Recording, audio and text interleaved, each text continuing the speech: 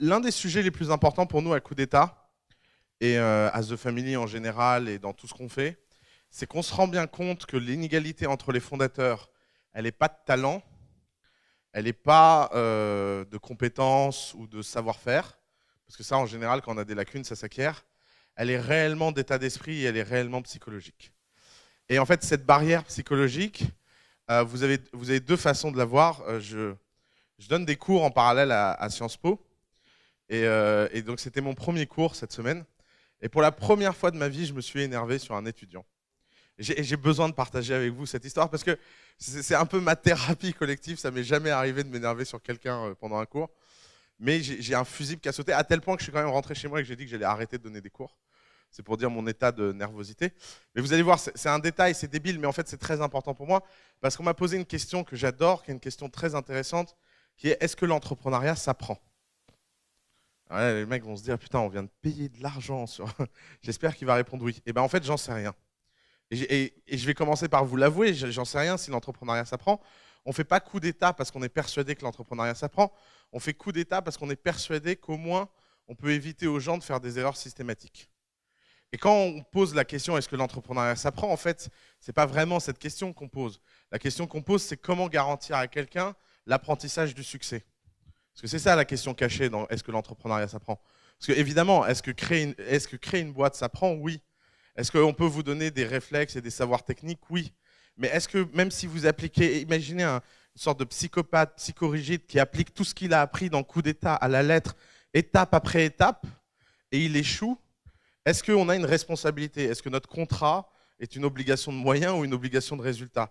C'est bien évidemment une obligation de moyens. Et parce que personne ne peut garantir ce type de résultat. Personne ne peut dire à quelqu'un, je vais t'expliquer comment réussir. Les gens peuvent à minima, comme nous, expliquer, voilà ce que je peux faire pour éviter que tu échoues bêtement. Et tout est dans le bêtement. Parce qu'effectivement, il y a des choses qui mènent à un échec quasi systématique. Il y a des choses où le mur est évident parce que vous avez un peu d'expérience. Et alors, je vais vous expliquer mon petit énervement. Il y a une histoire que j'adore raconter sur l'état d'esprit et qui, pour moi, résume. J'arrive à classer les entrepreneurs en deux catégories à chaque fois que je pense à cette histoire. C'est une histoire qu'on m'a racontée sur Mozart et un jeune compositeur. Un jeune compositeur est venu voir Mozart et lui a dit Mozart, parce qu'il était allemand, euh, Mozart, dites-moi comment on fait pour écrire une symphonie? Est-ce que vous avez des conseils à me donner? Et Mozart est très mal à l'aise. Il dit, vous savez, mon cher monsieur, la symphonie est un objet musical très complexe. Vous feriez mieux de commencer par une ballade ou une fugue ou un truc assez simple et petit à petit, vous complexifierez et puis un jour, vous aurez une symphonie. On dirait moi qui parle aux startups, quoi. Commence par un MVP et petit à petit, un jour, tu seras Bill Gates. Et le type, vexé, dit à Mozart, mais je ne comprends pas. Vous avez écrit votre première symphonie, vous aviez 6 ans. Et Mozart répond, oui, mais moi, j'ai demandé à personne comment faire. Et pour moi, en fait, cette histoire pointe exactement les deux types d'entrepreneurs, vraiment la matrice fondamentale qu'on voit chez les gens. Il y a les gens qui sont touchés par la grâce, il y a les gens qui sont touchés par le labeur. Donc les gens qui sont touchés par la grâce sont des gens qui, effectivement, semblent, dès le début de leur entreprise, déployer un naturel extraordinaire, semblent prendre les bonnes décisions les unes après les autres, semblent avoir un instinct extraordinaire concernant où leur entreprise va. Et puis on a les laborieux. Les laborieux, ils font tout à l'envers. S'il y a une connerie qu'ils peuvent faire, ils la font. Et puis ils souffrent, mais ils survivent, ils tiennent et ils passent à l'étape d'après. Et puis petit à petit, comme ça, linéairement. Et d'ailleurs, si vous regardez à peu près tous les domaines de l'esprit, ou même d'ailleurs le sport, dans le sport, c'est la même chose. Vous avez les gens touchés par la grâce, Usain Bolt. Vous avez les gens qui sont touchés par le travail. Je sais pas, je connais pas beaucoup de sportifs à part Usain Bolt. Euh, dans l'écriture, c'est la même chose. Vous avez les gens touchés par la grâce, vous avez les gens touchés par le labeur. D'ailleurs, l'écriture est un sujet très intéressant. L'époque où on a formé le plus d'écrivains de façon formelle est l'époque qui a fourni le plus de chefs-d'œuvre. Le 19e siècle est le seul moment de l'histoire où une société entière s'est mise en tête de former des écrivains. Au 19e, être écrivain, c'était un métier. C'était une carrière tout à fait acceptable pour un enfant de bonne famille. On pouvait dire à son papa, je vais devenir écrivain, et son papa disait, oui, tu iras à Henri IV. Et c'était tout à fait normal, et on prenait des cours, on avait des précepteurs, et c'est une époque où des milliers de gens ont été formés à l'écriture. Ça a donné quelques dizaines de chefs-d'œuvre. Aujourd'hui, si vous voulez être écrivain, il faut être soit chanceux, soit talentueux, soit travailler dur seul, mais il n'y a aucune école pour apprendre à être écrivain. Vous ne pouvez pas aller sur apprendre-à-écrire.com. D'ailleurs, c'était un étudiant de coup d'État qui voulait faire ça. Je ne sais pas où il en est, mais ce sera intéressant de regarder. Mais je lui souhaite bon courage, parce que ce n'est pas facile de former formellement quelqu'un à l'écriture vieux. C'est plus simple, jeune. Et donc, la question qui se pose dans l'entrepreneuriat, c'est la même. Est-ce que on peut apprendre à quelqu'un les différentes étapes? Est-ce qu'on peut le prévenir? Et est-ce qu'on peut lui transmettre ça? Et alors, pourquoi mon énervement? Juste pour l'anecdote, pour que vous partagiez ça avec moi. Le type me répond, oui, mais Mozart, c'est pas vrai que c'est la grâce, il a beaucoup travaillé. Et alors là, on est parti dans une discussion de 40 minutes sur est-ce que tout gamin de 2 ans qui reçoit des cours de musique devient Mozart ou pas? Et sur le rapport entre causalité et corrélation, je vous évite tout ça. Et ça a fini par moi pétant un fusible, lui disant qu'il ferait mieux de reprendre son éducation à zéro et qu'en étant en 5e année de Sciences Po, il serait sans doute un jour dirigeant, qu'il allait massacrer beaucoup de gens dans son travail et que c'était une honte et qu'il ferait mieux de reprendre ses études à zéro. Voilà. Ça, c'est fait. On passe à la suite. Alors pourquoi je vous parle de tout ça? Je vous parle de tout ça parce que c'est le sujet du jour. Je vous parle de tout ça parce qu'en fait, au fondement de tout, dans l'entrepreneuriat, il y a un état d'esprit et il y a un certain nombre de choses dans l'état d'esprit qui ont un impact pendant très longtemps. Si vous voulez savoir ce qu'est une boîte, c'est un organisme vivant. Et c'est un organisme vivant qui commence par de l'ADN.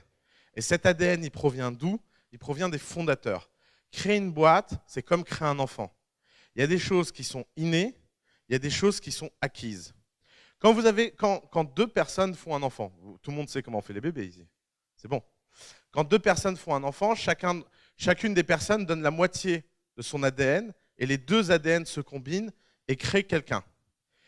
Cet acte-là, cet acte de vie, c'est exactement la même chose que ce qui se passe quand vous allez créer une boîte.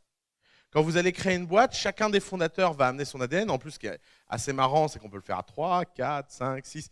Il y a des moments, ça devient très compliqué, très très compliqué. Mais disons que jusqu'à 3, 4 personnes, les ADN se mélangent. Mais c'est pour ça que le premier acte d'état d'esprit, c'est l'acte de fondation. Et l'acte de fondation, il a un petit problème, c'est que si les ADN, autant dans la nature on cherche la diversité, autant dans la vie des entreprises, on cherche l'alignement. S'il y a un fondateur qui va par là et un fondateur qui va par là, vous ne risquez pas d'avancer. Parce qu'à un moment donné, l'histoire de la fondation, c'est une histoire d'alignement. Et alors, pour une raison assez inconnue, et je m'excuse d'avance pour la plupart des gens qui ont un fondateur, la première surprise qu'on a à The Family, c'est pourquoi les gens prennent leur cofondateur au hasard. Et ça, c'est le premier problème d'état d'esprit. J'allais dire franco-français, mais il n'est pas franco-français. Aux États-Unis aussi, ça arrive très souvent. C'est, disons, l'erreur la plus commune que tous les entrepreneurs du monde font. Elle vient d'où? Elle vient du fait que quand vous démarrez, vous êtes seul et vous rencontrez par hasard quelqu'un qui aussi est seul et a envie de démarrer et vous vous dites « Ah, tu veux faire une boîte? Moi aussi, je veux faire une boîte. Faisons une boîte ensemble. » Et ça réunit à peu près 80% des histoires de cofondation, peut-être 90%, et elle repose sur une erreur terrible. C'est que cette erreur, c'est que le cofondateur doit être moins choisi que l'employé le plus important de votre boîte. Personne ne choisirait un poste clé sans passer par un cycle d'interviews, de tests, de périodes d'essai et je ne sais pas quoi. Par contre, la cofondation, c'est top là et on y va. C'est assez bizarre. C'est un peu comme si vous disiez, bon, moi je fais passer des tests assez poussés aux gens avec qui je couche. Par contre, les gens avec qui je me marie, ça, rien à foutre. Ça vous fait rire, ça paraît très absurde. Pourtant, c'est ce que tout le monde fait. J'en vois même là qui se disent, eh merde, qu'est-ce que j'ai foutu avec mon cofondateur? Oui, je sais. Parce que, en fait, l'acte de cofondation, c'est avant tout un acte d'état d'esprit. Or, je pense que les gens, il y a plein de façons de choisir son cofondateur, il y a plein de choses, mais Mais le point important, c'est que quand vous choisissez votre cofondateur, vous devriez avant tout choisir un état d'esprit. Par exemple, les gens choisissent leur cofondateur parce qu'il est brillant. Les gens choisissent leur cofondateur parce qu'il est compétent. Les gens se rationalisent leur cofondateur parce qu'il était disponible. Les gens se disent qu'ils vont travailler avec quelqu'un parce que cette personne, à cet instant T, est le meilleur expert du sujet. Mais le problème dans tout ça, c'est que vous oubliez la chose la plus méta et la plus fondamentale de l'existence de toutes les boîtes. C'est que les boîtes ne vivent pas par compétence, elles vivent par esprit. Au sens où les boîtes, elles n'existent pas parce qu'à un moment donné, c'est les meilleurs qui font quelque chose, mais elles existent parce qu'à un moment, des gens n'ont jamais rien lâché jusqu'à ce que ça existe. Et si vous comprenez que la qualité première de tout fondateur et de tout entrepreneur, c'est la détermination, vous comprenez que la seule chose que vous devriez regarder chez vos cofondateurs, c'est à quel point ils sont déterminés. Et la détermination, ça se teste. Et ça, c'est le deuxième trait d'état d'esprit dont je pense trop mal parlé dans Coup d'État, première version. C'est que je n'ai pas arrêté de supposer que quelque chose était évident alors que ça ne l'est pas. Et en fait, cette évidence qui manque, c'est qu'on ne peut pas choisir un cofondateur et on ne peut rien faire dans l'histoire de son entreprise si à un moment donné, on n'accepte pas l'idée que tout ce qu'on fera est important et qu'il n'y a rien qui est un détail. Les meilleurs fondateurs sont des gens qui sont quasi obsessifs. C'est un trait extrêmement courant chez les fondateurs. Et vous devez vous regarder dans une glace et vous demander, vous poser cette question, de quel côté je suis? Est-ce que je suis du côté des gens qui laissent tout passer et pour qui pas grand-chose n'a d'importance et les choses coulent? Ou est-ce que je suis du côté des gens qui veulent toujours obtenir le meilleur dans quoi qu'ils fassent? Et à un moment donné, la seule façon de faire une boîte de qualité, c'est que sur cet acte fondamental, vous partiez dans le bon sens. Et je me demande à quel point les gens se racontent des histoires là-dessus. Alors, première chose, c'est concernant les caractéristiques psychologiques. La première chose que vous devriez tester chez vos cofondateurs, c'est la résistance au stress. Et ça, c'est très important. À quel point ils sont capables de prendre le stress dans la tronche et de survivre au stress. Et je pense, moi je rêve de ça, j'en parle tout le temps, mais personne ne le fait. Mais pourtant, je pense que ça révélerait beaucoup. Je rêverais d'un Pékin Express version start-up. Vous prenez deux mecs, vous leur donnez 100 balles et vous leur dites si tu arrives à Pékin et que tu peux m'appeler en autostop, alors je te prends comme dans The Family où tu as le droit de créer ta boîte. Ça a l'air con, mais ça représente quelque chose d'important qui est que il n'y a rien de mieux que la vraie vie et il n'y a rien de mieux pour tester un cofondateur. C'est pour ça que les meilleurs cofondateurs ne sont pas trouvés, on vit avec. C'est pour ça que les meilleurs cofondateurs, on a soit travaillé avec, soit on a fait quelque chose avec eux et la cofondation est devenue un accident. Ce n'est pas un hasard, c'est un accident. C'est-à-dire qu'à un moment donné, on connaît quelqu'un tellement et tellement intimement qu'on décide de se lancer avec lui. Et d'ailleurs, ça c'est une question que j'ai très souvent. Les gens me disent, mais je ne sais pas où trouver un cofondateur. Alors, qu'est-ce qu'ils font? Ils vont dans des soirées de speed dating cofondateurs. Et alors, les mecs qui vont dans des soirées speed dating cofondateurs, c'est comme les gens qui cherchent leur mari dans une soirée speed dating. Ça fait que des déçus. Hein. Et pourquoi ça fait que des déçus? Parce qu'on ne peut pas trouver quelque chose d'aussi important dans un format aussi simple. La seule façon de trouver un cofondateur, c'est de vivre.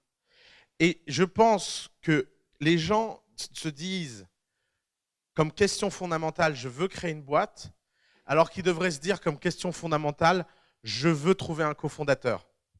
Par exemple, je n'ai pas fondé The Family parce que j'avais envie de fonder The Family.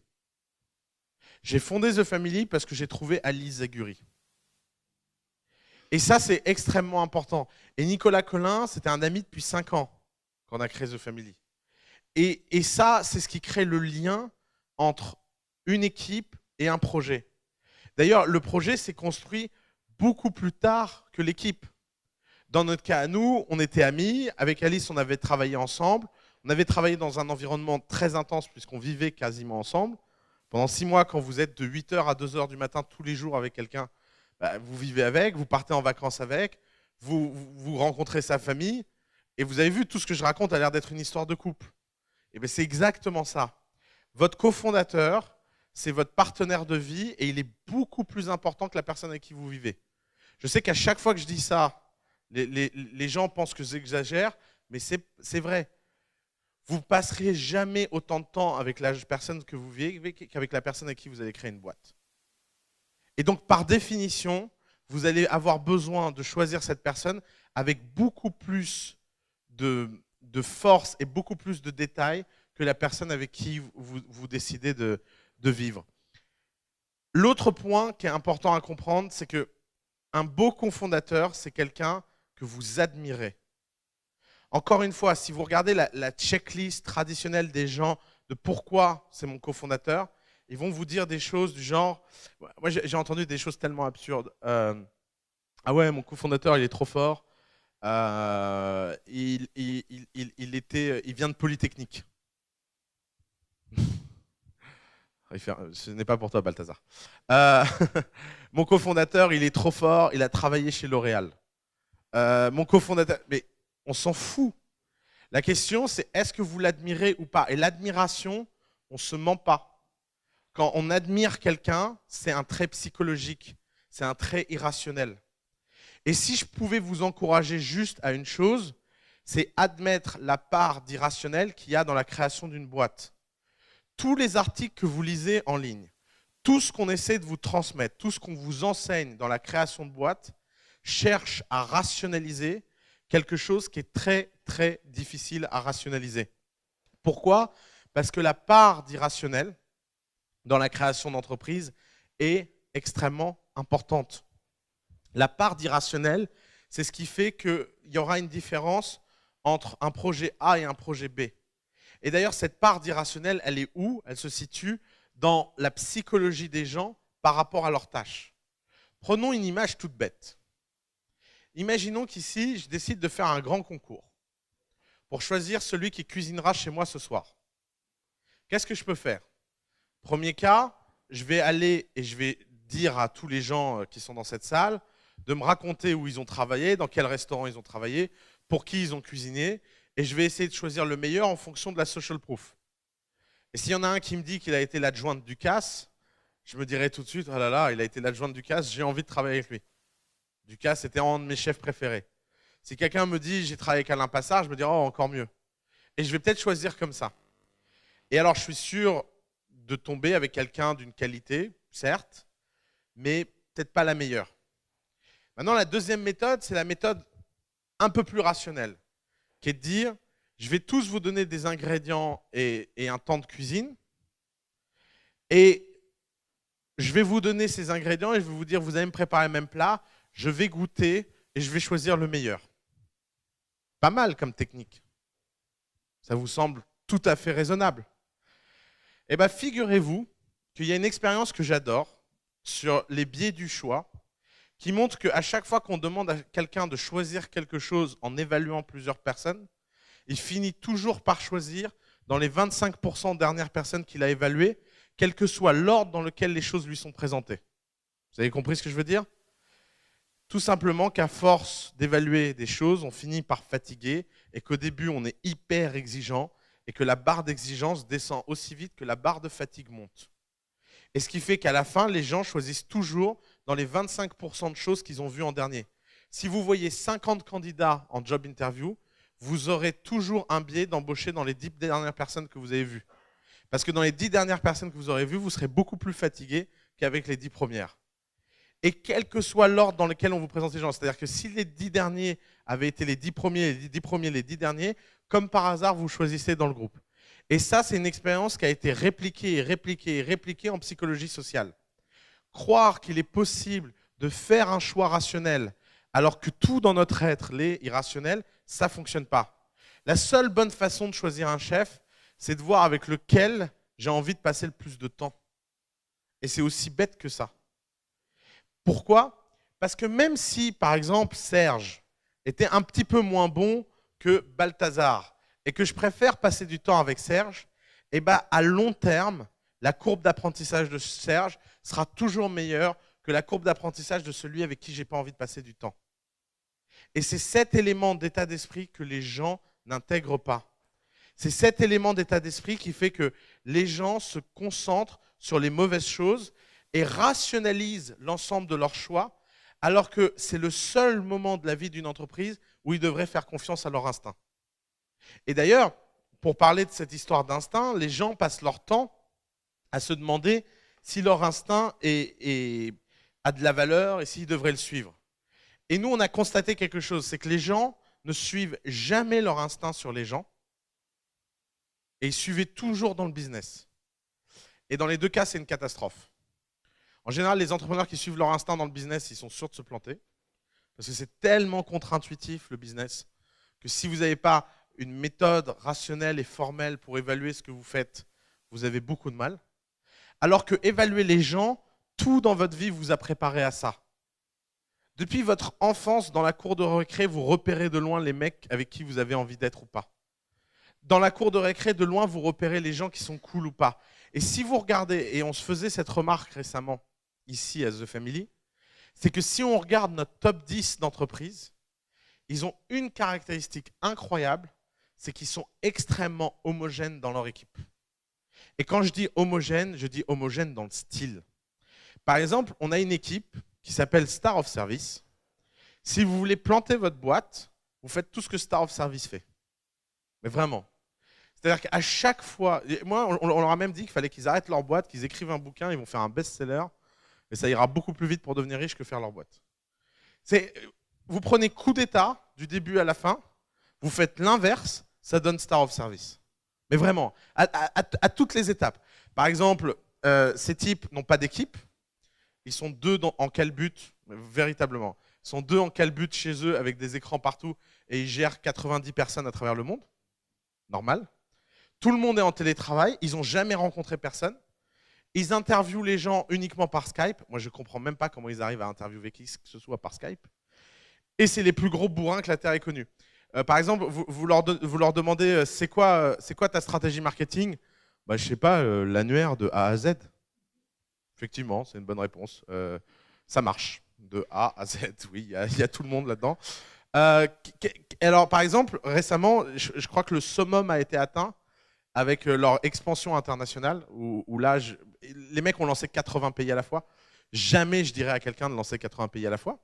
Mais bien sûr, eux, ils lancent 80 pays à la fois. Et je leur ai dit quand même, les gars, il va quand même falloir créer à un moment ou un autre une structure de middle management. Et donc, ce serait cool que vous ayez pour les 20 pays les plus importants, un MD. Et donc, je dînais avec eux avant-hier. Et alors, parce qu'ils me cassent les pieds en ce moment, parce qu'ils veulent absolument retourner lever des fonds. Et moi, je résiste des 4 fers pour pas repartir en levée de fonds avec eux. Et je leur ai dit, moi, je pars pas en levée de fonds tant qu'on peut pas dire à un investisseur que pour les 20 pays les plus importants, il y a un dirigeant. Et donc, pendant le dîner, ils me cassent les pieds sur nanana, levée de fonds, nanana, levée de fonds, nanana, levée de fonds, nanana, levée de fonds. C'est ce que j'entends quand j'écoute plus les entrepreneurs, j'entends une sorte de nanana, nanana, comme ça.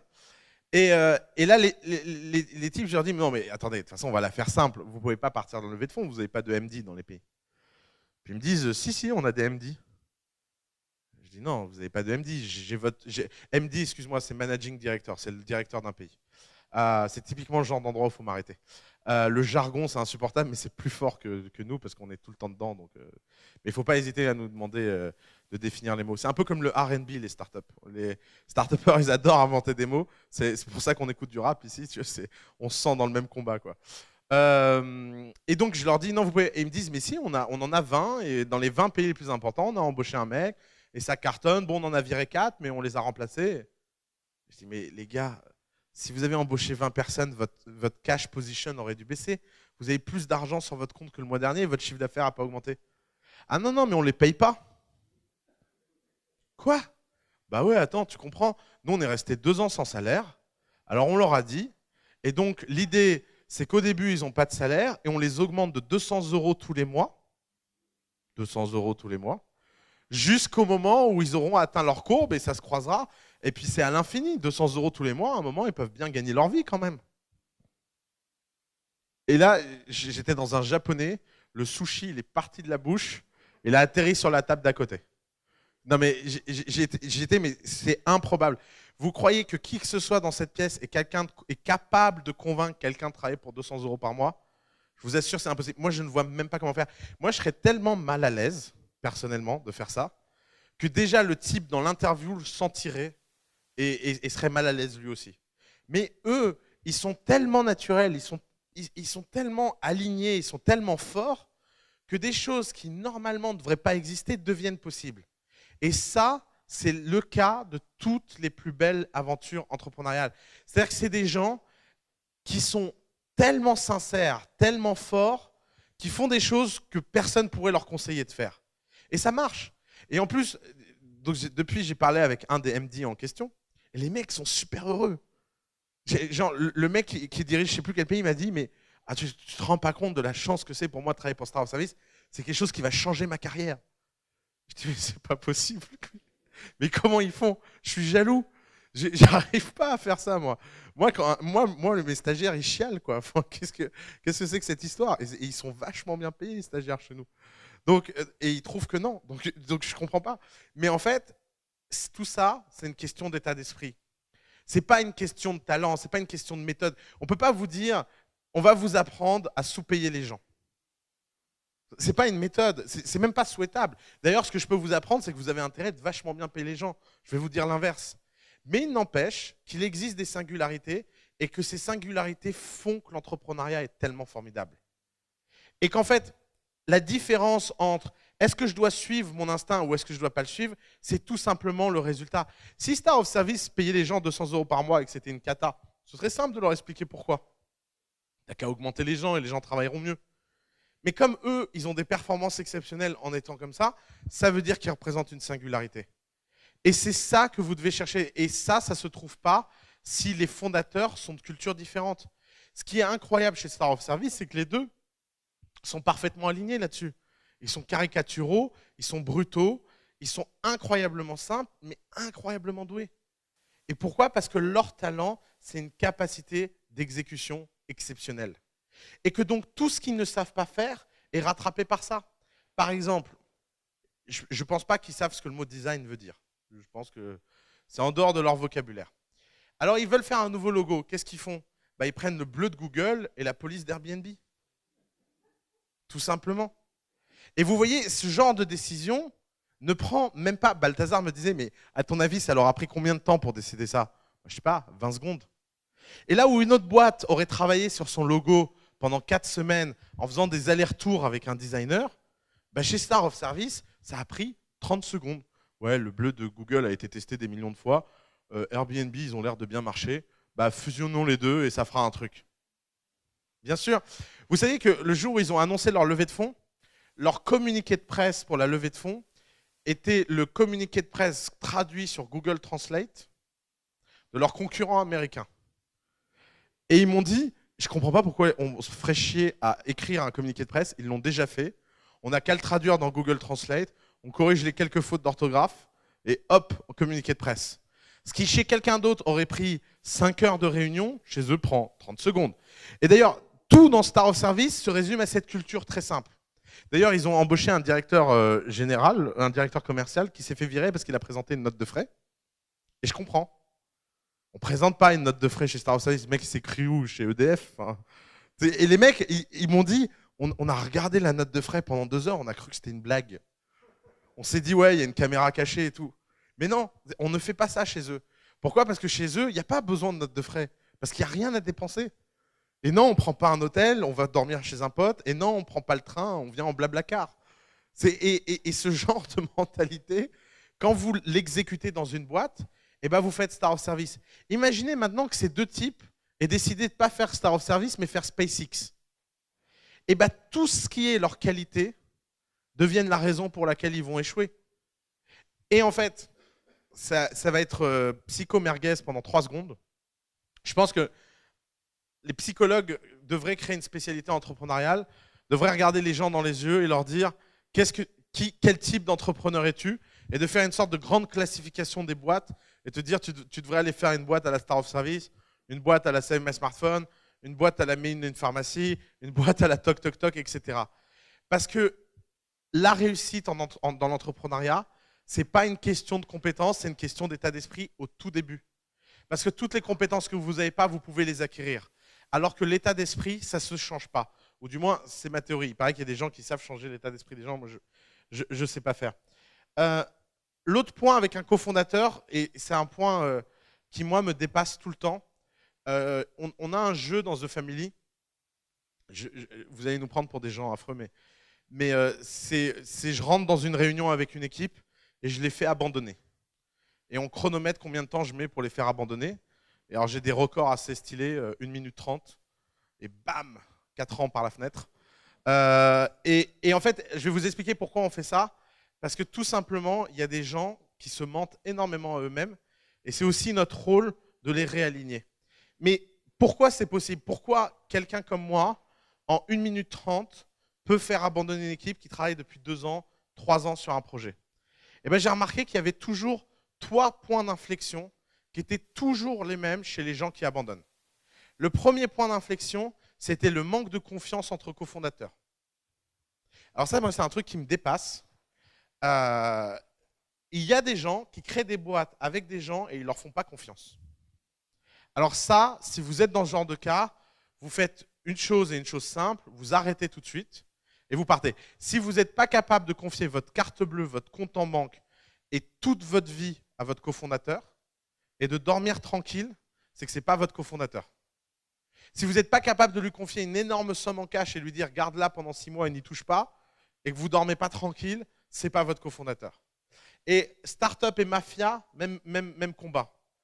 Si vous regardez le film Godfather, il y a une scène qui m'a vachement marqué, il dit on ne recrute pas les gens parce qu'ils sont forts ou violents ou etc. On les recrute parce qu'on peut leur faire confiance.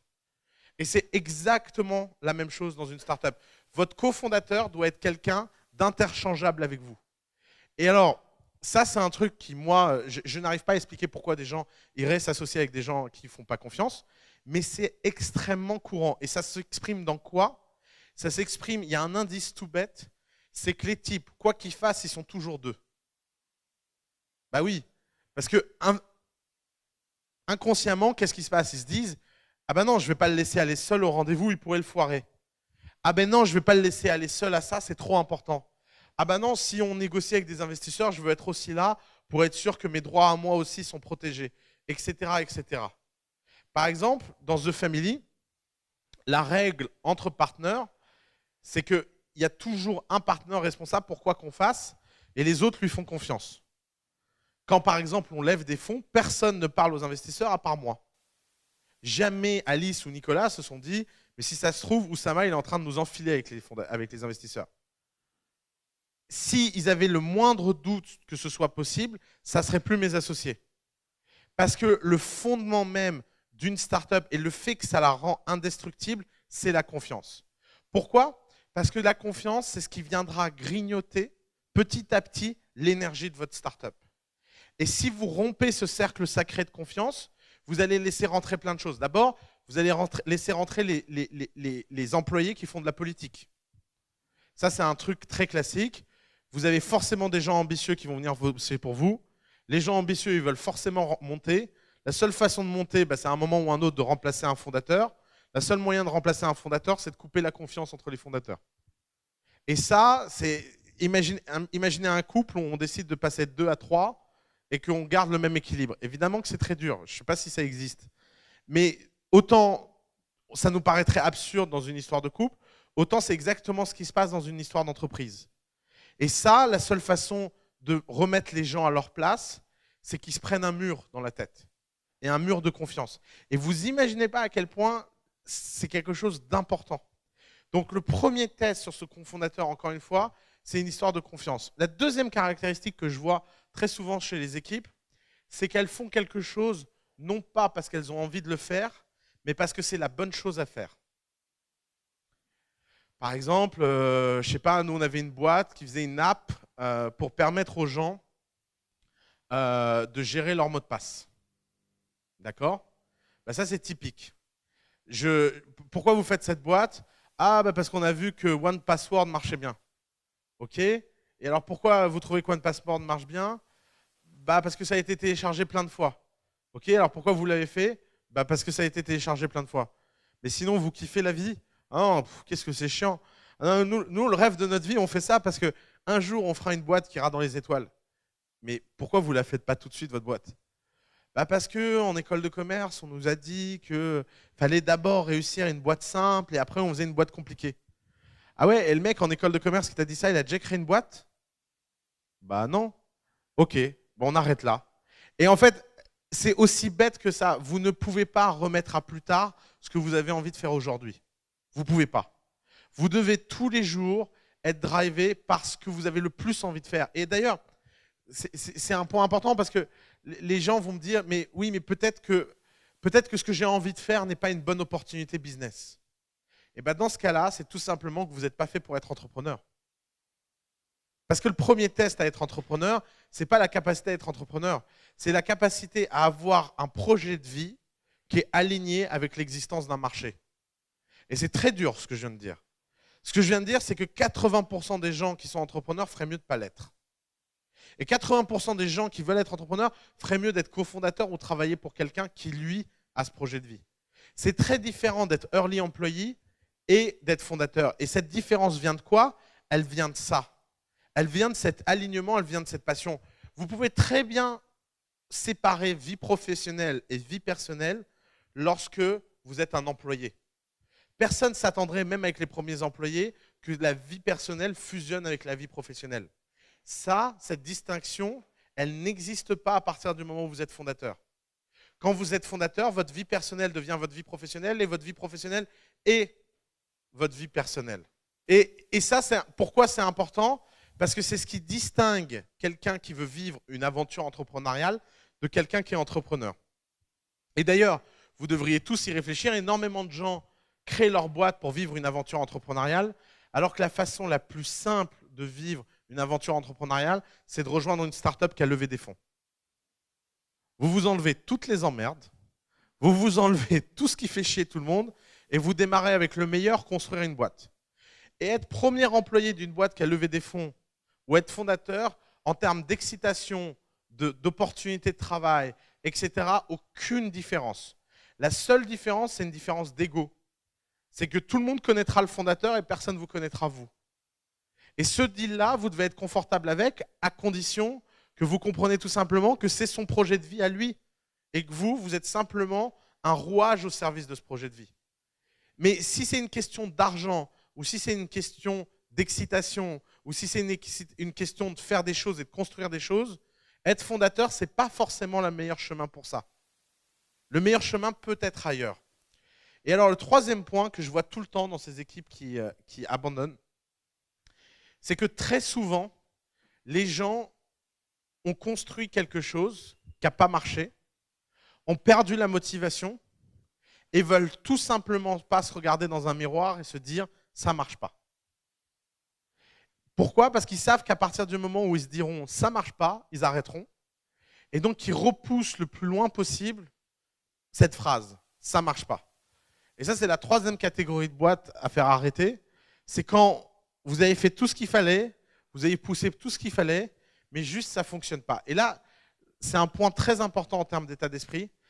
Je pense que l'une des choses qu'on m'ait dites, qui m'a le plus bouleversé dans la Silicon Valley, c'est qu'on m'a dit, à un moment, Oussama, il faut que tu comprennes que faire une entreprise, c'est écrire un arbre de choix, et qu'à chaque fois que tu feras un choix décisif, il faut que le deuxième choix possible soit la mort de ton entreprise.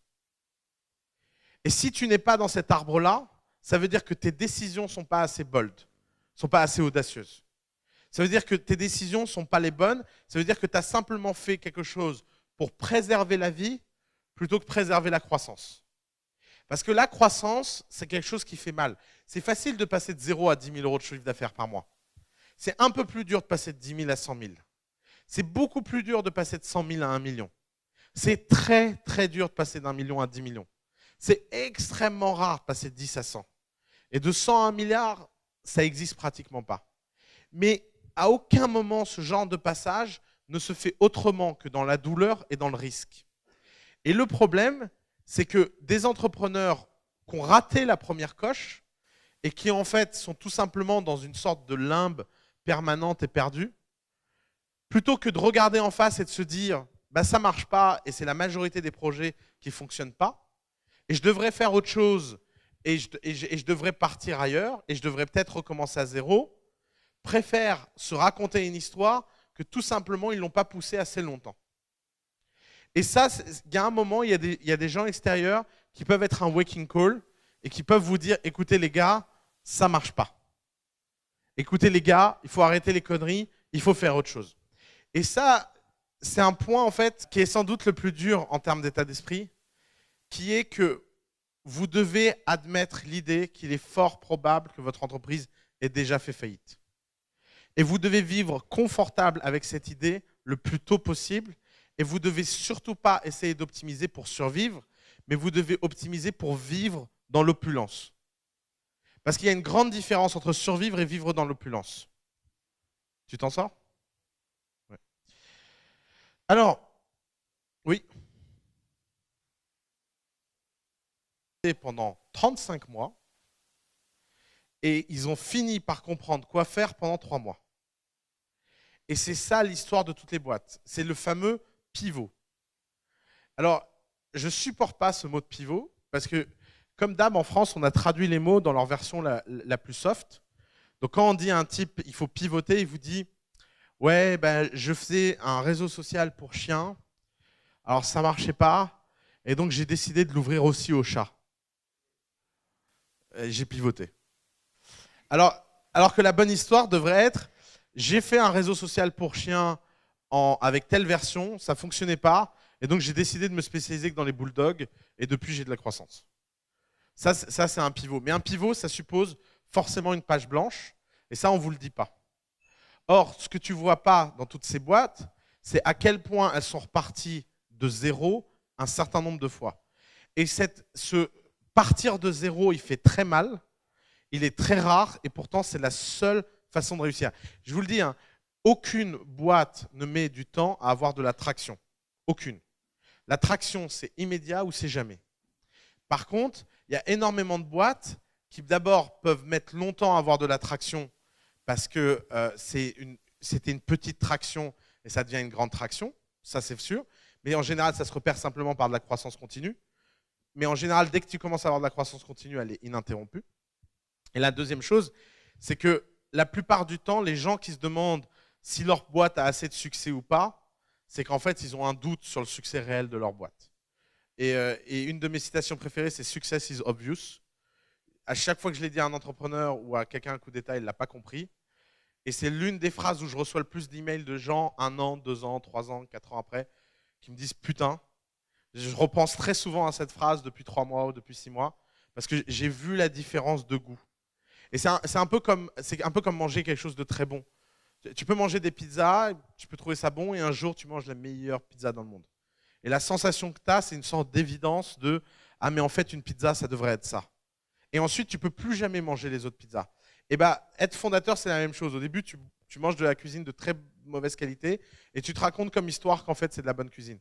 Puis un jour, tu as peut-être la chance de passer de l'autre côté de la barre et d'avoir de la vraie croissance. Et ce jour-là, tu as quelque chose qui se passe. Mais ce qui est sûr, c'est que tu n'as que 2 choix quand ça ne décolle pas. Soit tu recommences de zéro, et vraiment de zéro, soit tu abandonnes et tu décides de faire autre chose. Quel est le bon moment pour abandonner? C'était ça la question? Non. Non. Quel est le bon moment pour abandonner? C'est tout simplement le moment où psychologiquement tu n'en peux plus. Je pense que la limite à l'acte entrepreneurial, c'est la même qu'à l'acte artistique. C'est qu'il y a un moment, les gens craquent et ça ne sert à rien de craquer plus que raisonnable en fait. Et il y a des gens, et alors de ce point de vue-là, il y a des gens qui peuvent tenir très longtemps à recommencer de zéro. Les mecs d'Airbnb sont un bon cas de ça. Ils ont fait je ne sais pas combien de versions de leur site, je ne sais pas combien de stratégies, je ne sais pas combien de clés, de portes, et ils ont fini par réussir. Mais ils ont un moral hors norme. Mais ils sont intenses, hein, les mecs de Airbnb. L'histoire qu'on ne vous raconte pas, c'est par exemple Brian Chesky, à chaque fois qu'il embauche quelqu'un, il lui pose toujours la même question en le regardant droit dans les yeux. Si c'était ta dernière année à vivre, est-ce que tu travaillerais quand même pour moi? Et si la moindre personne hésite en répondant, il ne le prend pas. On parle de ce genre d'intensité-là, ça ne s'invente pas, ce genre d'intensité. Ce genre d'intensité, elles sont produites par le fait que ces gens sont drivés par quelque chose que la plupart d'entre nous ne comprend pas. Alors, ils sont dans le bon milieu pour être drivés par ça. Je pense qu'en France, tu poses cette question, bah, tu n'embauches personne. Parce qu'évidemment, tout le monde hésitera. Et que, évidemment, c'est pour ça que les milieux ont autant d'importance. Une version de ton site tellement minimale que tu peux la mettre en ligne assez rapidement et pouvoir tester les retours. Mais justement, c'est tout le sujet. Tu ne peux pas savoir si ton projet fonctionne ou pas tant qu'il n'est pas sur le marché. C'est pour ça que l'un des conseils, c'est d'aller sur le marché le plus vite possible. Mais une fois que tu es sur le marché et que tu te rends compte que ça ne fonctionne pas, tu devrais tout jeter. Or, ce que les gens font, c'est pas qu'ils jettent ni leur idée ni leur MVP, ils vont tweaker leur MVP en espérant que ça finira par marcher. Mais en fait, par exemple, les gens qui peignent, je me suis rendu compte de ça en parlant avec les mecs de Mindy, parce que les mecs de Mindy m'ont fait remarquer que les gens qui avaient un entraînement formel à la peinture connaissaient ça très bien. Et je vais vous expliquer pourquoi c'est assez simple à comprendre. C'est parce que la peinture, c'est un geste. Et la peinture, ça ne se corrige pas. Si vous voulez faire un chef-d'œuvre, il faut que chacun des gestes du début à la fin du tableau soient des gestes de chef-d'œuvre. Et c'est pour ça que les gens qui peignent comprennent très bien ce réflexe de la page blanche. On ne peut pas faire une Joconde, pas être content, effacer son sourire et repeindre par-dessus. Ça fait des croûtes, c'est dégueulasse, c'est pas possible. Et d'où le fait que les peintres utilisent des croquis. Et en fait, comment on fait pour faire un tableau? On fait un croquis, on fait un deuxième croquis, on fait un troisième croquis, on fait un quatrième croquis. Ensuite, on le fait à taille réelle. On recommence et on recommence. Et à un moment, on a le geste, on le peint une première fois, on jette, on le peint une deuxième fois, on jette, on peint une troisième fois, on le jette. Et à un moment, on finit par être content par ce qu'on a fait. Et en fait, c'est exactement la même chose dans une startup. D'ailleurs, un autre domaine où on comprend ça très bien, c'est la musique. En musique, si vous voulez apprendre à jouer un morceau, vous devez recommencer et recommencer, vous recommencez à zéro. Personne ne se dirait « Ah ben j'ai raté la dernière note, je vais juste revenir en arrière sur la dernière note. » Ça paraîtrait complètement con. Et ben c'est exactement ce que les entrepreneurs font. Les entrepreneurs, ils jouent le morceau, bam, il y a une fausse note, ah ça tourne mal, ils disent « Bon, ben, je vais revenir 3 temps en arrière, puis je vais recommencer là. » Et ça ne fonctionne pas comme ça. D'ailleurs, moi, pour être honnête, j'ai appris ça le jour où on m'a raconté l'histoire de l'iPhone, où je me suis dit que quand même, il y avait des gens qui étaient quand même des entrepreneurs d'exception. Steve Jobs n'était pas content avec la première version de l'iPhone, mais vraiment pas content. Et le problème, quand vous êtes un dirigeant d'entreprise et que vous n'êtes pas content et qu'il y a 3 personnes dans la pièce, vous pouvez faire passer le sentiment que vous n'êtes pas content. Quand vous n'êtes pas content d'une équipe de 1000 personnes, même quand vous êtes Steve Jobs, vous n'y arrivez pas à faire passer que vous n'êtes pas content. Parce qu'en fait, l'organisation entière va résister à votre appel au changement. Et va résister avec une force et une violence que même si vous êtes Steve Jobs, même si vous tapez du pied sur la table, même si vous faites un caca nerveux, les mecs disent « Ouais, mais t'es mignon, mais le truc sort dans 6 mois, qu'est-ce que tu veux qu'on fasse ?» Et 6 mois et 1 jour avant la sortie de l'iPhone, 6 mois et 1 jour avant la sortie de l'iPhone, il est arrivé dans les bureaux, il s'est connecté au serveur central et il a tout effacé. Tout. Les dessins, les plans, les logiciels, tout. Et il a pris tout le monde dans une pièce et il leur a dit « Les gars, il n'y a plus rien, on s'est fait pirater, je ne comprends pas ce qui s'est passé, il faut tout reprendre à zéro, et en plus, comme on a annoncé qu'on lançait, il faut quand même lancer dans 6 mois. » Et d'ailleurs, dans sa keynote, si vous réécoutez la keynote de l'iPhone, du premier iPhone, vous verrez qu'il présente formellement ses excuses aux familles des employés pour les 6 derniers mois très spéciaux qu'ils viennent de vivre. Et dans la biographie de Steve Jobs raconte ce qu'il a fait et avoue ce qu'il a fait. Et ça m'a marqué. Et je me suis dit, je comprends exactement pourquoi il a fait ça. Parce que la seule façon de faire quelque chose de nouveau, c'est de repartir de zéro. Les gens n'imaginent pas à quel point leur psychologie est leur plus grand ennemi. Et la psychologie, c'est quelque chose que vous pouvez mettre sous contrainte. Vous pouvez vous mettre... D'ailleurs, c'est connu depuis les Grecs. Vous connaissez Ulysse et les sirènes. Ulysse veut écouter les sirènes. Donc, qu'est-ce qu'il fait? Il s'attache au mât du bateau. Et comme ça, même s'il écoute les sirènes, il ne peut pas les rejoindre parce que physiquement, c'est impossible. Et c'est ce qu'en psychologie, on appelle une faiblesse de volonté. C'est-à-dire de se mettre dans une faiblesse de volonté, c'est que vous le vouliez ou non, c'est plus fort que vous allez prendre quelque chose. Si vous prenez de l'héroïne une fois, c'est très peu probable que vous n'en preniez pas une deuxième fois. Et puis c'est très peu probable que vous finissiez pas en junkie défoncé. Et pour sortir de ce cycle-là, psychologiquement, ça coûte très cher en fait. Alors que dans votre startup, c'est différent. Je te prends dans une seconde. Dans votre startup, c'est différent. Vous pouvez repartir de zéro, vous pouvez écrire une page blanche et vous n'avez aucun problème avec ça. Il faut juste avoir le courage de tout effacer. J'ai jamais vu quelqu'un lire le bouquin d'Eric Ries et faire une bonne boîte. Jamais. Point. Pourquoi tous les gens qui lisent Lean Startup font des boîtes de merde? Pour exactement la même raison. C'est parce qu'ils n'ont pas compris d'où ça vient. D'abord, Eric Ries, il n'a rien inventé. Le Lean, c'est Toyota. Et il faut être japonais pour comprendre ce que ça veut dire le Lean. Si vous voulez comprendre le Lean, lisez pas Lean Startup, regardez Jiro Dream of Sushi. Vraiment. Si vous voulez, mais si, c'est le Lean, Jiro Dream of Sushi. C'est le fait qu'on va faire des petits gestes et les recommencer tous les jours dans un cycle permanent jusqu'à atteindre la perfection. Et l'idée importante dans Lean, d'ailleurs, elle est sur la couverture, c'est un cercle. Or, comment tout le monde l'a pris dans le monde, et j'en ai parlé souvent avec lui, et je peux te dire qu'il en souffre personnellement, c'est que tout le monde prend son putain de bouquin comme une checklist. Et tout le monde te dit, grand 1, je parle au client, donc je vais parler à 10 personnes. Bonjour Paul, bonjour Jack, est-ce que tu aimes mon produit? Puis évidemment, Paul et Jack, ils en ont rien à foutre. Oui, c'est très bien, Oussama. Bravo, tu as raison de faire une start-up. Tu m'étonnes, tu ne trouveras jamais de boulot. Ok, alors, client trouvé. On dirait oui, fais une start-up, quoi. Puis ensuite, c'est bon, maintenant que les clients m'ont dit que c'était une bonne idée, je vais faire mon MVP. Alors, mon MVP, c'est quoi? Donc, je vais surtout retenir minimum, parce que viable, ça coûte cher. Donc, on va faire minimum. Donc, minimum viable product, minimum product. Voilà la voiture. Alors, bon, elle n'a pas de roue, parce que ça coûtait cher. Elle n'a pas de porte, parce qu'on ne sait pas les fabriquer, mais il suffit d'embaucher un ingénieur en porte, il les fera, c'est facile. Ah oui, il n'y a pas de moteur non plus, elle ne roule pas. Mais tu comprends le concept, tu montes dedans et ça fait vroom vroom. Et qu'est-ce qu'ils disent les mecs? Ils disent ouais, si ça sort un jour, je te paierai, ouais. Et tout ça, ensuite, 18 mois de chômage plus tard, parce qu'en général, ça dure 18 mois, cette connerie. Les gens arrivent et disent ah, ça a été dur de faire une start-up. Hein. Putain, qu'est-ce qu'on a appris hein. Et puis là, ils écrivent des blog posts et ils vont à la Falcon. C'est pas comme ça qu'on construit une boîte. On construit une boîte, si tu veux construire le leader mondial de l'automobile, commence par être vendeur de skateboard. Tu fabriques un skate, tu mets les gens dedans, tu les amènes d'un point A à un point B. Et quand tu es en monopole sur les skateboards, tu prends l'argent et tu construis des vélos. Et quand tu es en monopole sur les vélos, tu vas et tu construis des voitures. Et ton MVP de voiture, c'est une Tesla. C'est sympa comme MVP, mais si tu regardes la première version de Tesla et la version maintenant, il y a un énorme upside. Ça n'a pas empêché les gens d'acheter des Tesla à 400 000 $, même si elles avaient plein de défauts. Et en fait, ce que tout le monde fait dans le monde de l'entrepreneuriat, c'est que les gens font des produits... Pardon, j'ai un bug. Ils font des produits imparfaits mais complets, alors qu'il faut faire des produits parfaits mais incomplets. Et c'est ça le sujet. Pardon.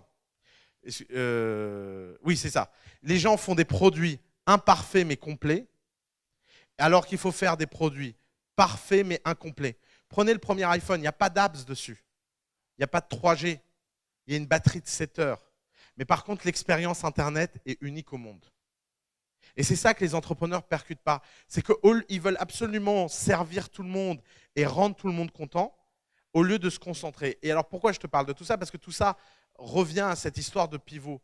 En quoi le pivot est débile? C'est que le pivot, c'est un concept post-product market fit. Ce n'est pas un concept pré-product market fit. Et Eric Ries l'a ramené en pré-product market fit. Et ce jour-là, il a envoyé énormément d'entrepreneurs au casse-pipe. Parce que si tu commences à te dire qu'il suffit de tweaker à la marge et de pivoter pour trouver quelque chose qui compte, tu ne comprends pas l'intensité que tu as besoin en tant qu'entrepreneur. Et c'est pour ça que je suis très confortable à l'idée de dire il faut recommencer d'une page blanche, parce que tous les gens qui ont recommencé d'une page blanche ont fini par faire quelque chose. Parce que recommencer d'une page blanche, 1, c'est rare, 2, ça demande beaucoup d'énergie et ça forme un moral d'acier. Alors que pivoter, c'est facile, tout le monde peut le faire et ça finit toujours dans le mur. Parce que ton produit, par exemple, il y a des gens, ils viennent me voir et me disent alors oui, on a fait ce produit, mais on n'a fait aucun marketing. Dès qu'on commencera le marketing, ça devient un succès. Ha, ha, ha. mort de rire. Et alors, déjà, pourquoi tu viens me voir en m'expliquant que tu n'as pas fait quelque chose? Pourquoi sur Terre, tu voudrais aller voir quelqu'un en lui disant « je n'ai pas fait quelque chose ». C'est complètement con.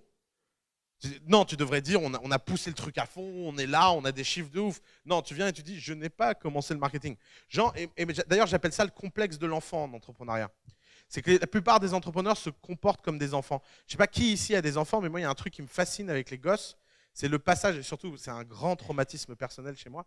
C'est quand tu viens et tu dis à ta maman j'ai faim, et que la maman répond c'est pas l'heure de manger. Quoi?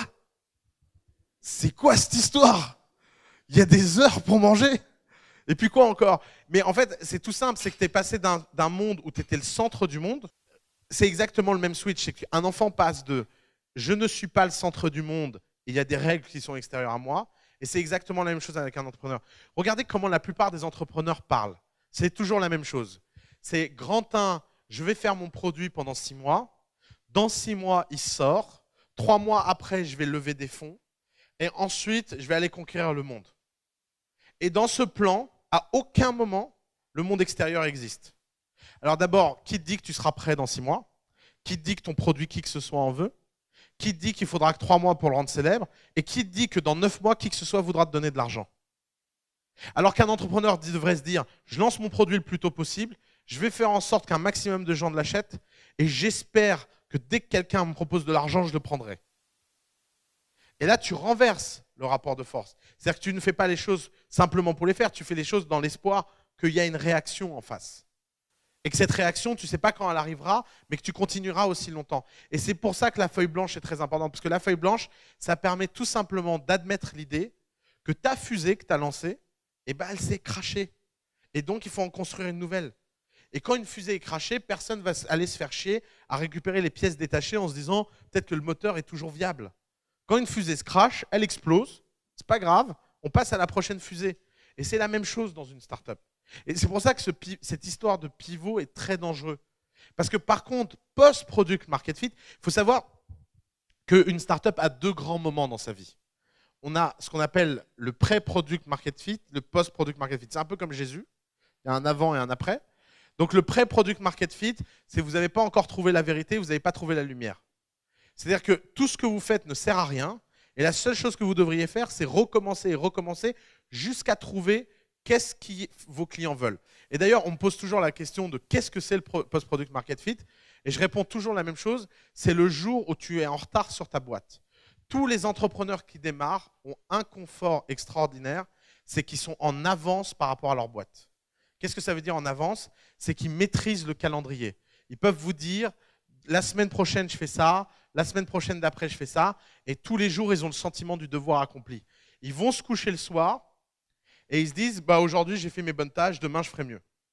Le post-product market fit, c'était en burn-out total. Tu comprends rien à ce qui t'arrive, tu n'arrives même pas à répondre à tous tes emails, tu n'arrives même pas à prendre tout ton téléphone, et tu es juste complètement dépassé. Et il ne faut pas grand-chose pour être dépassé.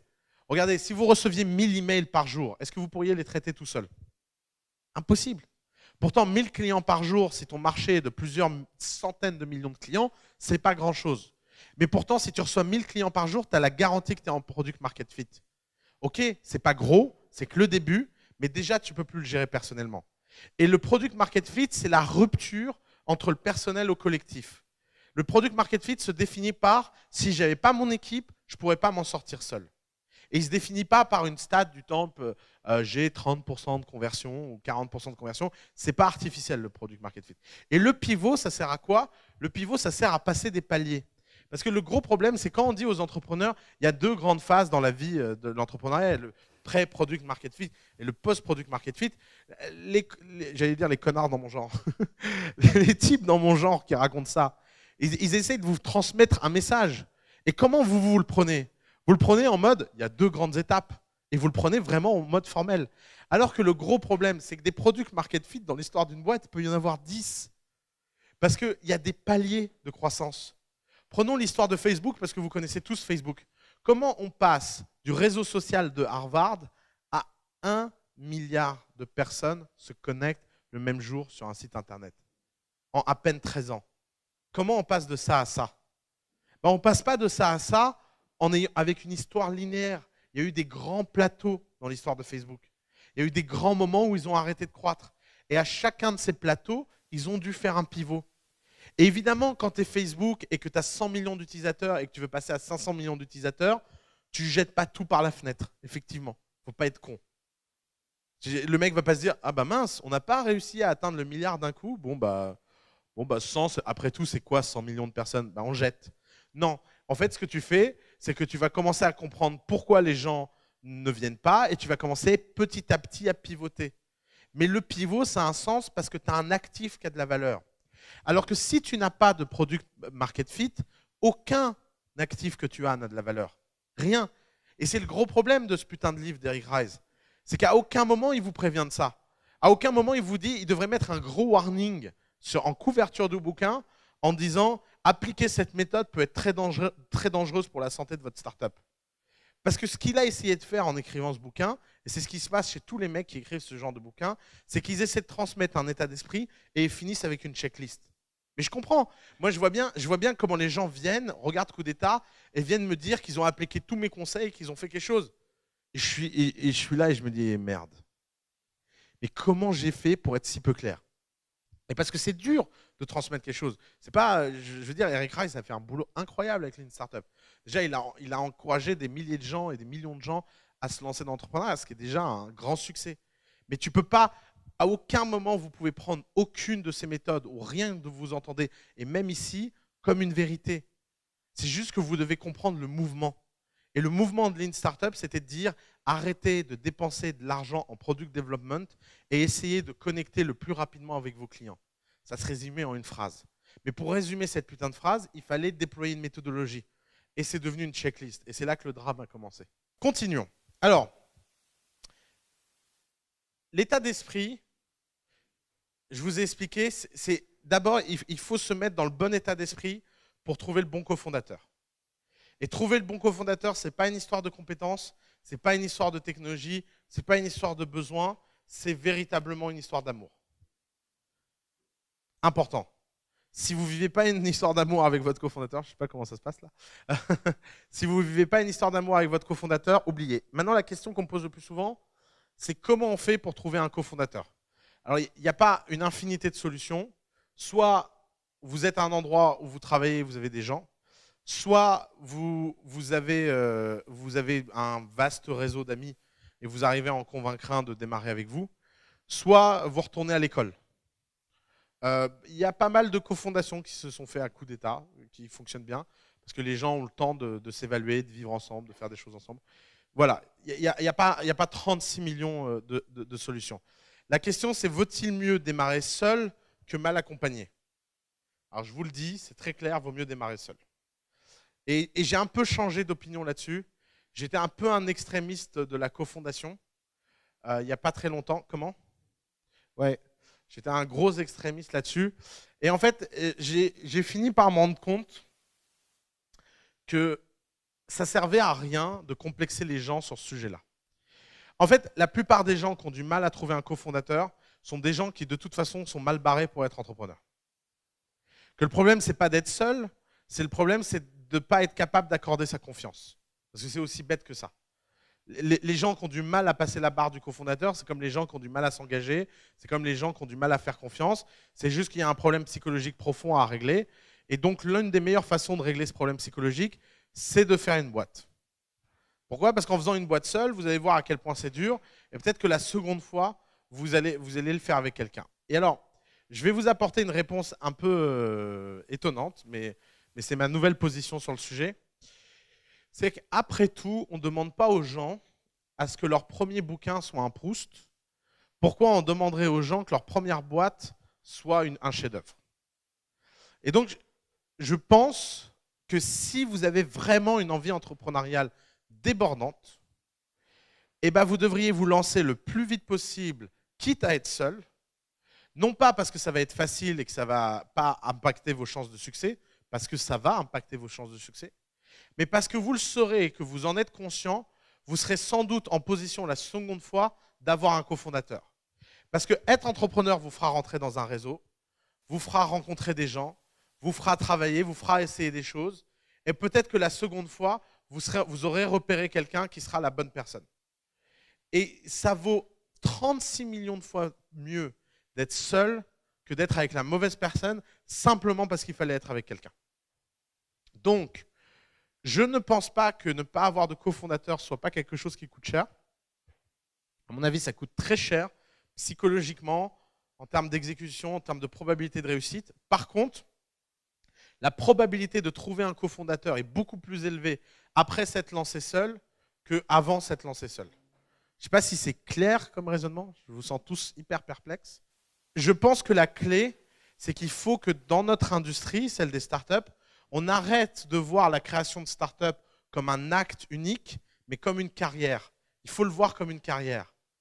Et dans une carrière, personne ne se dirait « mon premier poste, c'est PDG de la World Company ». Même le type le plus mégalo du monde ne se dirait pas ça. Eh bien, on n'a qu'à se dire la même chose dans l'entrepreneuriat. On n'a qu'à tous se détendre et se dire la première boîte peut ne pas être parfaite. La seule chose qui compte, c'est qu'elle tende vers être de toujours mieux et qu'il ne faut pas hésiter de passer d'un projet à l'autre.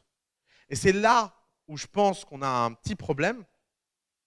Je l'ai vu moi cette semaine. Il y a une boîte aux US qui cartonne, qui est sortie, dont personne n'a entendu parler. Je me suis dit, je rêverais que ce service existe en France. Je vais vous le raconter, c'est tout bête, j'étais halluciné. Vous allez à Ikea, quand vous achetez un meuble chez Ikea, il faut 2 semaines pour être livré. D'accord ? Vous payez, je crois que la livraison Ikea, c'est 59 €, j'ai regardé ça hier. Vous payez 59 € pour être livré dans 2 semaines. Maintenant, qu'est-ce qui se passe? Il y a toujours des mecs dehors qui vous arrêtent, qui disent t'as pas un truc à faire livrer? Je te prends pour 90 balles. Et puis, il y a un problème de confiance. Vous vous dites, je ne sais pas qui est le mec, est-ce qu'il va partir avec mes meubles, est-ce qu'il va me les amener? Bah, c'est pas terrible comme interaction. Et ben, si vous numérisez les mecs sur les parkings, que vous les mettez dans une app avec une note et un paiement en ligne, et en fait, je pensais simplement au Uber du déplacement de gros objets. C'est aussi bête que ça. Et il y a une boîte qui s'est lancée à San Francisco qui s'appelle Lug, LU.GG. Je ne sais pas si j'ai le droit de vous dire ce genre de truc, mais de toute façon, je ne suis pas actionnaire, alors je peux le dire. Ils ont fait 1 200 000 € de chiffre d'affaires en 3 mois. De chiffre d'affaires. Ça n'existe pas. Hein. Enfin, des gens qui démarrent il y a un mort. Des gens qui démarrent un jour T et 90 jours plus tard, ils ont 1 200 000 € sur leur compte. Je vous assure, ça n'existe pas dans le monde des startups. Et en fait, leur truc est tout con. Ils vont se mettre à la sortie des Ikea avec un grand panneau, c'est leur stratégie d'acquisition, ils payent des stagiaires. Et sur le panneau, il y a marqué « Tu veux transporter tes gros objets, télécharge Lug ». Les gens téléchargent Lug, ils appuient sur un bouton. Et alors, ce qui est génial dans leur concept, c'est que n'importe qui peut devenir livreur Lug, très simplement, en se connectant à une plateforme où vous louez un petit camion et ils vous disent dans quel parking vous installez et attendre vos courses. Et donc, n'importe qui est en galère de pognon, qui veut se faire 200 ou 300 $ dans la journée, il a juste à mettre sa pièce d'identité en ligne, son permis de conduire, il se connecte, il va chercher la clé de son camion, il fait ses courses et à la fin de la journée, il est payé pour son travail à la journée. C'est vraiment, c'est d'une simplicité incroyable. Et je suis rentré en France et je me suis dit, oh putain, on va encore mettre 3 ans à avoir ça qui va être lancé en France. Et j'ai 2 équipes à The Family qui me gonflaient. Une équipe de mecs techno incroyables. Et je pense que jamais de leur vie, ils vont vendre quelque chose. Jamais. Et de l'autre côté, j'avais une équipe de commerciaux, ils vous vendraient votre mère, et vous feraient racheter votre mère, ces gens-là. Mais le jour où ils vont nous faire un produit, je pense que... Et en fait, je commençais à en avoir marre, et j'ai pris les 2 ensemble, et j'ai fait boum. Et je les ai fusionnés, et ils font une boîte, et le mariage prend plutôt bien. Bah, typiquement, ce genre de choses est possible, parce que dans The Family, il y a suffisamment de monde qui circule pour qu'on passe d'une opportunité à l'autre. Et les mecs, ça faisait 1 an et demi qu'ils faisaient une boîte et ils l'ont lâché du jour au lendemain. Et ça, c'est le bon mindset.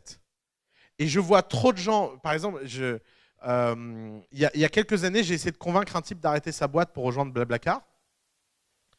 Et le mec rêvait de créer Blablacar. Et je lui ai dit, mais arrête de vouloir créer Blablacar et va bosser chez Blablacar. Ils sont tout petits, ils vont t'embaucher, ils veulent bien t'embaucher.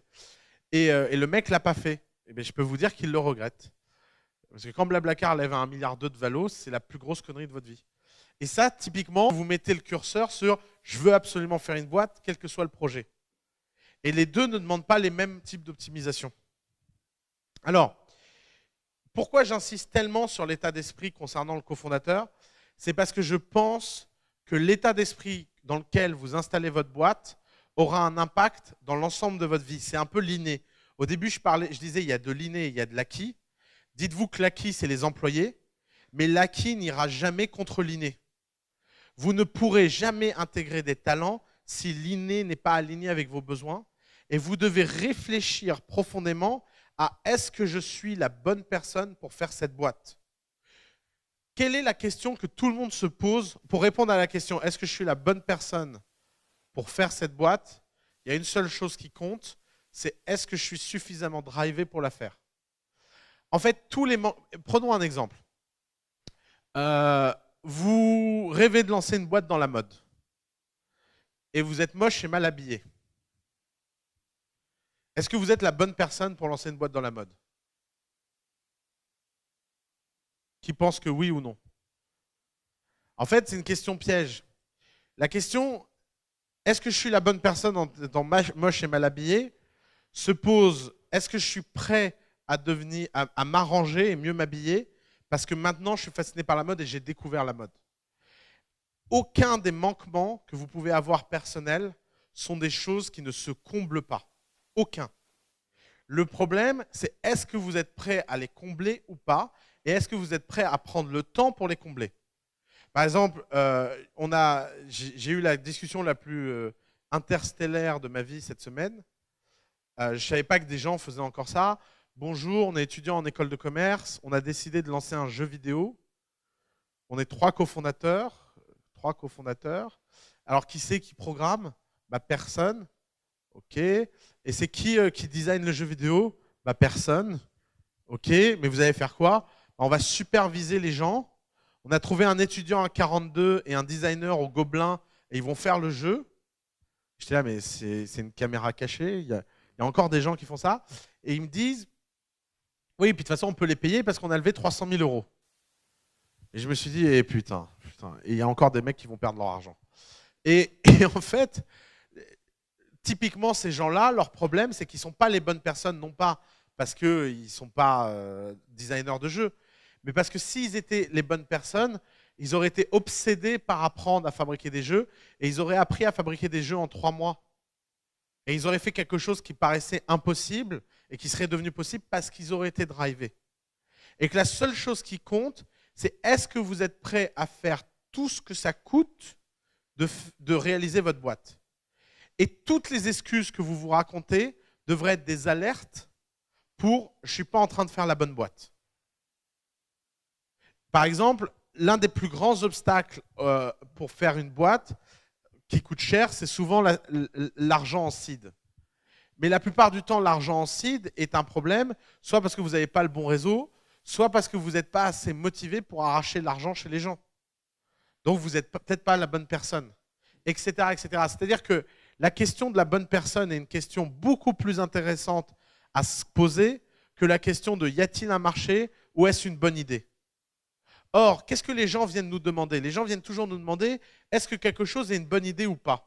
C'est comme demander est-ce que si je te fais le meilleur gâteau au chocolat du monde, tu le mangeras? Ben oui, bien sûr que je vais le manger. Par contre, si ton gâteau au chocolat est dégueulasse et que c'est un parpaing et qu'on peut hésiter entre faire un gâteau au chocolat ou en faire une brique dans un immeuble, ben c'est peu probable que je le mange, ton gâteau. Et en fait, c'est encore une fois un problème de drive. Comment on fait un bon gâteau au chocolat? Il faut en faire des milliers, jusqu'à avoir un tour de main tellement parfait que ça devient un bon gâteau. Et la seule façon de faire ça, c'est de se lever tôt le matin et travailler dur, et se coucher tard le soir et travailler dur. Et c'est comme ça qu'on devient la bonne personne. On n'est jamais la bonne personne sui generis. On n'est jamais par création artificielle la bonne personne. On devient la bonne personne. Mais par contre, il y a des gens qui font des choses parce que c'est un business. Par exemple, récemment, alors eux, c'est génial parce que j'étais très content. Ils sont venus avec une idée, et ils avaient levé des fonds, et ils sont partis du rendez-vous, ils ont rendu les fonds, et ils ont décidé de faire autre chose. Et alors, je vous explique l'histoire, elle est très simple. Bonjour, on a travaillé 15 ans en agence, on est très connus, très célèbres, et je ne vais pas dire leur nom. Tout le monde nous connaît dans ce milieu, et on a eu une idée géniale. On va créer l'App Store de l'éducation. Ah ouais, vous avez créé l'App Store de l'éducation. Ok, et alors pourquoi? Vous étiez mauvais à l'école? Non, non, on était très bon à l'école. Vous avez eu besoin de cours particuliers? Non, on n'a jamais pris de cours particulier. Vous avez des enfants qui souffrent de difficultés? Non, non, on n'a pas d'enfants qui souffrent. Mais bordel, pourquoi vous voulez faire cette boîte? Eh bien alors regarde, on a vu l'étude Xirfi sur l'éducation, et c'est plus 20% par an de chiffre d'affaires sur les apps éducatifs sur les 5 dernières années. Et alors, j'aurais juste raconté une histoire, j'aurais dit, vous trouvez ça fun de faire des apps éducatives? Ah non, putain, qu'est-ce que c'est chiant. Et sinon, le programme de lycée, vous trouvez ça intéressant? Ah non, c'est insupportable. Ça va les gars, vous voyez où je veux en venir ou pas? Et 40 minutes plus tard de conversation, les types avaient abandonné leur boîte. Et je pense que je leur ai rendu service, mais ils ont rendu l'argent proprement. Ils ont dit finalement, effectivement, ça va peut-être être un peu compliqué. Mais la question qu'ils se sont posées, c'est pas est-ce qu'on a les compétences ou pas. Après tout, ils pouvaient ne rien connaître à l'éducation et rattraper le niveau en 1 an. Vous savez, c'est très facile de devenir expert dans un domaine. Il suffit de travailler 10 000 heures. Je ne sais pas si c'est une connerie ou pas, ces histoires de 10 000 heures, mais je trouve que c'est une bonne métaphore. Vous pouvez devenir un expert mondial dans un sujet en moins de 10 000 heures. Ce n'est pas grand-chose, 10 000 heures. Je veux dire, en moins de 10 ans, c'est-à-dire que là, n'importe qui dans cette pièce peut choisir n'importe quel sujet et dans 10 ans, être l'un des experts mondiaux dans le sujet. C'est quoi 10 ans? C'est vraiment rien du tout, 10 ans. Mais le sujet, c'est est-ce que vraiment vous avez envie d'être expert dans l'idée de votre boîte? Et il est là le problème. Le problème, c'est que les gens ne choisissent pas une idée de boîte parce qu'ils ont envie de la faire. Ils choisissent une idée de boîte parce qu'elle est bonne. Et d'ailleurs, la preuve, ils en parlent avec les gens pour demander si c'est une bonne idée ou pas. Les gens qui sont drivés ne posent jamais cette question. Et notamment, je connais très peu de gens sincères dans le fait de gagner de l'argent. Très, très peu. Et je peux te dire un truc d'expérience. C'est très, très, très dur d'être drivé par l'argent. Parce que l'argent, t'en as vite quand t'aimes ça. Et très vite, tu te rends compte qu'en fait, ça sert à rien. Et alors, les gens, par exemple, l'un des meilleurs entrepreneurs drivés par l'argent en France, c'est Xavier Niel. Il est hyper à l'aise avec ça. C'est ce que j'adore chez ce mec. Il est venu à dîner chez nous. On lui a dit « Pourquoi tu as fait des télécoms ?» Il a dit « Parce que j'ai toujours eu envie de gagner de l'argent, j'ai toujours eu envie d'être riche et que c'était la façon la plus simple pour moi d'être encore plus riche. » Et alors pourquoi tu fais tout le reste? Parce que j'ai envie de gagner plus d'argent. Et c'est un mec réellement drivé par l'argent et il est très efficace pour ça. Mais le problème, c'est que c'est très rare. Et c'est aussi rare d'être drivé par l'argent que d'être drivé par les jeux vidéo, que drivé par l'éducation ou drivé par changer le monde. Le problème, c'est que la plupart du temps, l'entrepreneuriat vient combler un vide qui est « je ne sais pas par quoi je suis drivé ». Et vous ne pouvez malheureusement pas être entrepreneur tant que vous n'avez pas répondu à cette question. C'est que la meilleure façon de résoudre ce problème, c'est d'abord d'avoir son drive, qui peut être l'argent, et qui ensuite devient un point d'optimisation extrêmement simple. Et pour être un expert en faisant de l'argent, c'est dur en fait. Ça demande beaucoup de concentration, ça demande beaucoup de travail, ça demande beaucoup de commitment, et ça demande quelque chose qui n'est pas donné à tout le monde. Il faut être cheap. Parce que pour gagner de l'argent, il faut avoir de l'argent. Et pour avoir de l'argent, il faut économiser de l'argent. Et c'est ce cercle-là qui est très dur avec l'argent. Et d'ailleurs, il y a qu'en France où les gens ont honte d'être drivés par l'argent. Aux États-Unis, c'est quelque chose de beaucoup plus courant. Mais même aux États-Unis, les gens n'y arrivent pas. C'est très dur d'être Donald Trump. Très, très dur. Il faut être sacrément concentré pour être Donald Trump. Et pendant très longtemps. Parce qu'une fois, en plus, vous savez, récemment, il y a ce type qui a vendu Minecraft, qui a fait part. Qui a vu ça? Donc Minecraft, c'est un jeu vidéo qui a été racheté par Microsoft pour quelques milliards. Combien? 1 milliard? Ouais. 1 milliard de... Bon, peu importe. Beaucoup trop d'argent de toute évidence. Et le mec a posté une série de tweets sur son désespoir et sa solitude. Et alors évidemment, personne n'a envie de s'occuper du désespoir et de la solitude d'un milliardaire. Hein. Ça, vraiment, ça doit être terrible d'être milliardaire pour ça. Parce que vous ne pouvez pas vous plaindre, vous ne pouvez pas dire à qui que ce soit « je souffre ». Et pourtant, c'est quelque chose qui existe, qui est réel, qui fait souffrir, et c'est un problème en fait.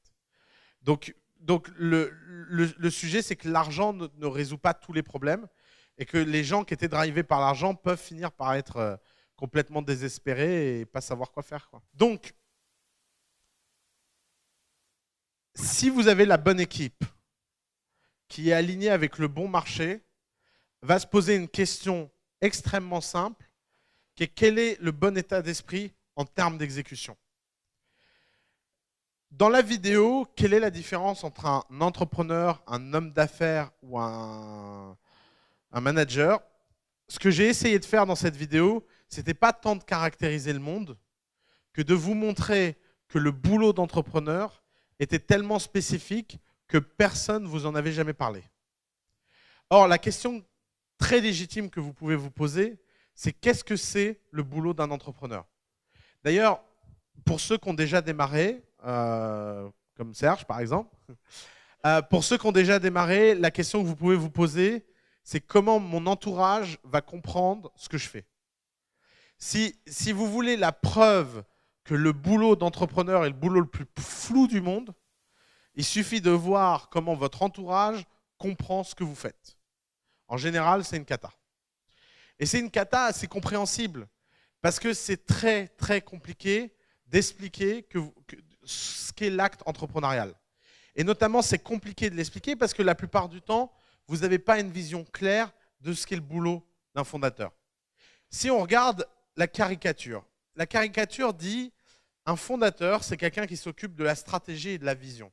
Moi, j'adore quand les gens me disent ça. Ça, c'est une de mes conversations préférées avec les fondateurs. Qu'est-ce que tu fais? Eh bien, moi, je m'occupe de la stratégie et de la vision, et puis machin, il exécute. Et machin, il ne veut pas te virer? C'est quoi ton truc? C'est tu vas au golf toute la journée, pendant que l'autre, il travaille, et de temps en temps, tu amènes une idée, et tu espères que le type ne va pas te passer par la fenêtre? Enfin, c'est quoi cette histoire?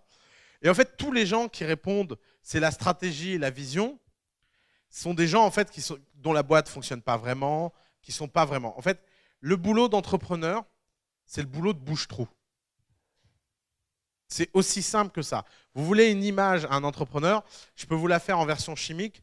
L'entrepreneur, c'est l'hydrogène de la table périodique des éléments. Vous connaissez la caractéristique de l'hydrogène en chimie? C'est que l'hydrogène vient toujours s'attacher dès qu'il y a une opportunité. Dès qu'il y a un espace vide, bam, l'hydrogène se colle. Et ben, l'entrepreneur, c'est la même chose, c'est le bouche-trou. C'est que l'entrepreneur, c'est le mec à qui on va demander ce que personne dans l'équipe n'a envie ou ne sait faire. Incluant le ménage, des fois. Qui nettoie dans une boîte le temps qu'on puisse se payer une femme de ménage? Vous croyez que c'est votre premier ingénieur? Non, c'est le fondateur. Vous croyez que c'est le stagiaire? Il faut avoir une sacrée expérience managériale pour amener les stagiaires à faire le ménage. Ça demande beaucoup de talent. Il faut avoir fait plusieurs boîtes, il faut avoir une expérience de malade. Les mecs qui se collent, moi je me souviens parce que quand j'ai créé ma première boîte, c'est moi qui nettoyais les chiottes et ça m'a beaucoup fait réfléchir sur ma situation. Et parce qu'effectivement, quand vous réfléchissez, on n'avait pas de femme de ménage à l'époque, effectivement, quand vous êtes dans une boîte de 10 mecs, il n'y a personne qui lave les chiottes. Donc c'est le fondateur qui s'y colle. Et ça, c'est pas facile à admettre, c'est pas facile à comprendre, parce qu'en fait, le fondateur, il a un problème. Il a un problème simple, c'est que c'est le mec qui doit séduire et vendre à tout le monde. Par exemple, il y a des gens qui viennent me voir et qui me disent « J'ai décidé d'être entrepreneur, j'en avais marre d'avoir un patron. » Et là, moi, ces gens-là, je me dis toujours « Oh mon pauvre ». Alors là, tu n'as juste pas compris où tu passes. Avoir un manager, c'est simple. C'est une relation très simple. Toi, employé, tu dois reporter et faire en sorte que machin soit content. C'est facile. Après, les gens sont plus ou moins cohérents, plus ou moins faciles, c'est plus ou moins dur d'optimiser pour que les gens soient contents, mais c'est une relation simple. Un fondateur, qu'est-ce qu'il doit faire? Il doit reporter à son entourage. Première source de trouble. Il doit reporter à ses investisseurs. Deuxième cercle de trouble. En plus, ce que ses investisseurs lui demandent de faire, c'est peut-être pas la même chose que ce que ses employés lui demandent de faire. Et un entrepreneur, il reporte à ses employés. Vous croyez vraiment que qui que ce soit qui rejoint une start-up pour travailler dans une start-up a peur de perdre son boulot dans la start-up? Non. Les gens qui rejoignent des start-up, en général, ont le pire profil psychologique sur Terre. C'est des gens qui sont prêts à prendre assez de risques pour rejoindre une start-up, mais pas assez pour créer la leur. Résultat, c'est des gens qui n'ont rien à perdre. Mais rien à perdre. Parce que des start-up, il y en a plein, des employés, il y en a peu. Et en fait, vous croyez avoir le rapport de force. Moi, je le vois tout le temps. C'est toujours terrible, les premières embauches. Ces types viennent en office hour et vous disent « Ouais, je comprends pas, il ne fait rien de ce que je lui dis, il discute tout ce que je veux, il n'arrive pas à comprendre qui est le leader. » Bah oui, mais mon pauvre vieux, c'est comme avec les enfants. Ça ne s'invente pas en fait d'avoir de l'autorité. Il faut l'exprimer cette autorité. Et l'autorité, elle vient d'où? Elle vient de la légitimité. Et dans la fondation, comment on a de la légitimité? En étant le meilleur exécutant de la boîte. Point. Point. Il n'y a rien d'autre. Le boulot de fondateur, c'est d'être capable d'exécuter tout ce qu'il y a besoin d'exécuter au moment où il faut le faire. Et en fait, c'est tout simplement une courbe de plus en plus inconfortable. Puisque au début, c'est assez facile parce qu'on vous dit démarrez sur vos points forts. Vous êtes designer, vous allez faire le design. Vous êtes technicien, vous allez faire la technique. Mais très rapidement, si ça marche, vous allez embaucher des mecs bien meilleurs que vous à ça. Et vous allez devoir passer au prochain sujet. Et le prochain sujet, il va falloir l'apprendre de zéro.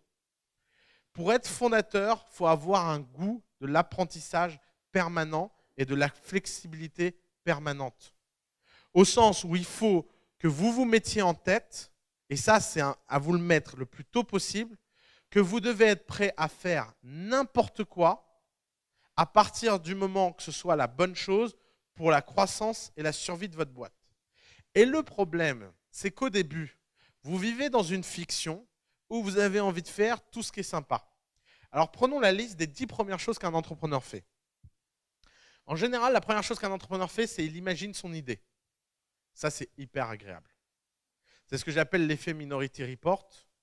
C'est vous fermez les yeux et vous voyez une interface où le mec fait fouch, et là, les trucs, ils apparaissent. Et puis vous passez les écrans, et puis tout est possible, et il y a des centaines de features, et le monde circule dans votre histoire, et tout le monde est d'accord avec vous.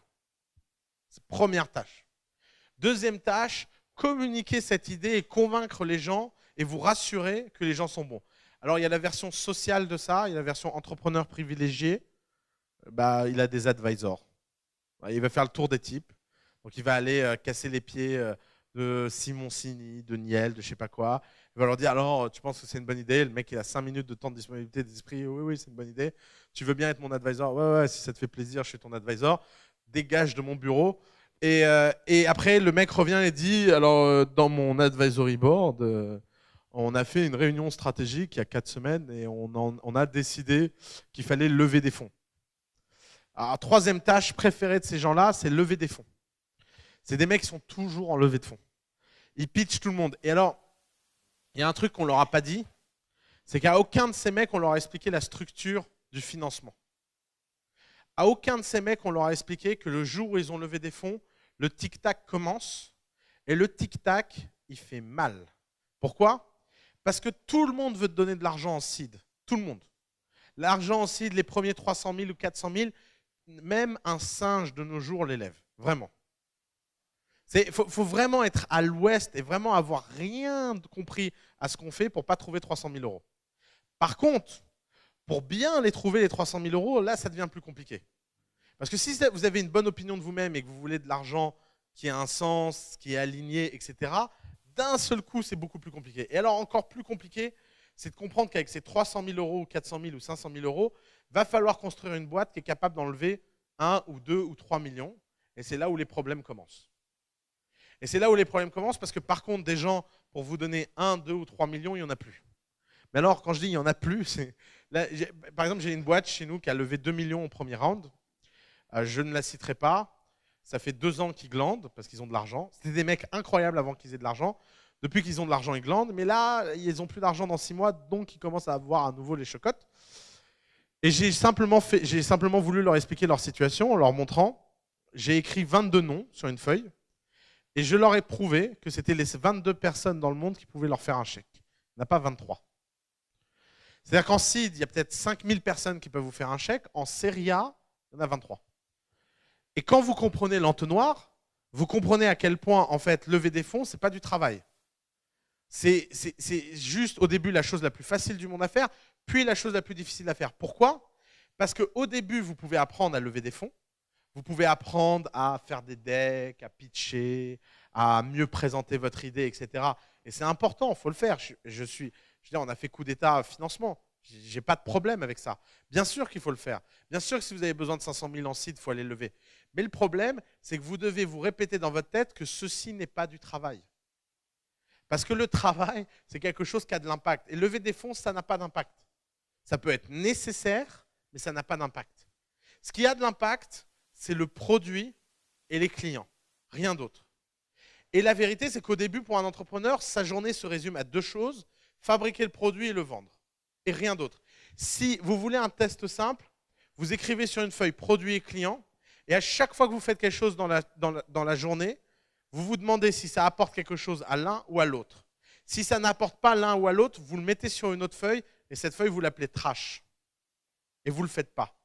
Et si vous voulez ce genre de discipline, vous allez comprendre que petit à petit, si vous réussissez et que vous passez par toutes les étapes, eh ben, produit et client ne sont plus fondamentalement votre responsabilité.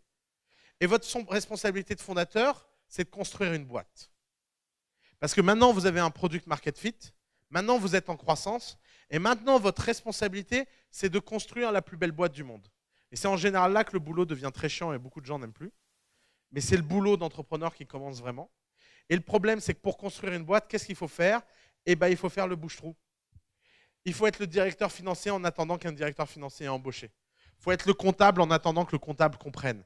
Il faut être l'avocat parce que l'avocat n'a rien compris à ce que vous faites. Il faut être le commercial parce qu'il n'y a pas de commercial disponible. Il faut être le responsable de la garderie parce que la crèche d'entreprise n'est pas encore ouverte. Et vous allez toujours être la dernière personne à laquelle tout le monde va se référer pour régler les problèmes parce que vous serez la seule personne légitime. Et c'est le gros problème de la fondation, c'est que la légitimité, ça coûte cher. La légitimité, c'est compliqué. La légitimité, c'est la chose qui est la plus dure à entretenir. Et au début, la seule façon d'entretenir la légitimité, c'est de travailler. D'ailleurs, il y a une leçon historique qui le prouve. Si vous regardez à travers l'histoire de l'humanité, les entrepreneurs de l'époque, c'était quoi? C'était les chefs de guerre. C'est quoi un entrepreneur au XVIIIe? C'est Napoléon. C'est une histoire de start-up, Napoléon. C'est je démarre dans une tente avec 5 mecs en bouffant des saucisses et je suis empereur 5 ans plus tard. Ce genre d'histoire exponentielle, c'est être entrepreneur. Et comment on fait pour être un Napoléon? Quand on va à la bataille de l'Iéna, on est en première ligne sur le pont. Et quand après il y a des gens blessés, on est dans la caserne avec les blessés. Et on est dans la boue, dans le sang et dans la sueur. Et quand on dit aux gens il faut charger, personne ne se dit le mec est en train de me dire un truc qu'il ne ferait pas lui-même. Parce que vous êtes à côté d'eux et que vous chargez. Et en fait, cette leçon qui est la leçon de César, qui est la leçon d'Alexandre le Grand, qui est la leçon d'à peu près tous les chefs de guerre de l'histoire qui ont fait quelque chose qu'ils n'auraient pas dû réussir à faire et qui semblait impossible, est la même histoire avec les entrepreneurs. Un entrepreneur, c'est celui qui arrive le premier au bureau et qui part en dernier. Alors, c'est une métaphore. Vous pouvez commencer à travailler sans être là et vous pouvez travailler de chez vous si vous avez des enfants. Parce qu'après, j'ai reçu des emails de plainte. Mais oui, mais moi, j'ai des enfants. Comment je fais? Ceci est une métaphore. Ce qui compte, c'est que les gens autour de vous aient l'impression que, quelles que soient vos contraintes personnelles, vous mettrez toujours l'entreprise avant eux. Et d'ailleurs, vous savez, vraiment, la pire position dans une boîte, c'est d'être fondateur. C'est aussi le plus grand kiff parce qu'il y a énormément d'avantages, mais financièrement, il n'y a rien de plus affreux. Vous voulez un exemple? J'en parlais récemment avec un type qui a la chance de rentrer en bourse. Et alors je lui dis, c'est sympa, tu vas IPO dans 6 mois, tu dois être content. Il dit, ouais, je suis content, ouais. Je dis, oh, il y a un problème. Il dit, non, mais tu vois, les investisseurs ont accepté que tous les employés vendent leurs actions le jour de l'intro en bourse. Et le seul mec qui n'a pas le droit de vendre une action pendant 1 an, c'est moi. Et c'est moi qui ai construit cette boîte, et c'est moi qui ai tout fait. Et le putain de connard de stagiaire là, qui est là depuis 6 mois, il va être plus riche que moi. Et effectivement, je comprends qu'il y a des moments où vous pétez un câble, et c'est émotionnel. Et 2 semaines après, le mec était calmé. Et 2 semaines après, il a dit, non mais c'est logique, je comprends, etc. Mais j'ai trouvé ça très drôle parce que ça pointait quelque chose de très profond. C'est que le contrat, quand vous créez une boîte, on ne vous fait pas signer un contrat. Il n'y a pas de petite clause où on vous explique à tous les moments toutes les emmerdes que vous aurez. Et on ne vous explique pas que de toute façon, vous serez le seul mec à légitimer l'aventure et que c'est pour ça qu'on vous laissera la gloire. C'est pour ça qu'on vous laissera les dîners sympas. C'est pour ça qu'on vous laissera tous les avantages qui est dans ce groupe. Mais parce qu'à un moment, tous les autres se sont mis dans le bateau arrière et que c'est eux qui profitent économiquement et financièrement. Donc, c'est pas Vous savez, ça peut être un peu compliqué d'être ce type de fondateur. Et je ne vous parle même pas de l'impact que ça a quand vous réussissez sur votre vie privée, etc. C'est encore un autre sujet. Y a un proverbe d'Oscar Wilde qui dit on doit son premier compagnon à l'amour, le second au succès. Ça résume assez bien tout ce qui peut se passer dans une vie quand vous passez votre vie à travailler, en fait. Et parce que, encore une fois, être fondateur, c'est choisir l'absence de distance entre votre vie privée et votre vie professionnelle. Et c'est pour ça que tout à l'heure, tu parlais de noblesse des causes. Mais en fait, moi, je ne parle pas de noblesse des causes, je parle de prix des causes. Et une de mes questions favorites envers les entrepreneurs, c'est est-ce que tu es prêt à payer pour ça? Est-ce que tu es vraiment conscient? Assis-toi 5 minutes, imagine que tout ce que tu viens de me raconter se réalise.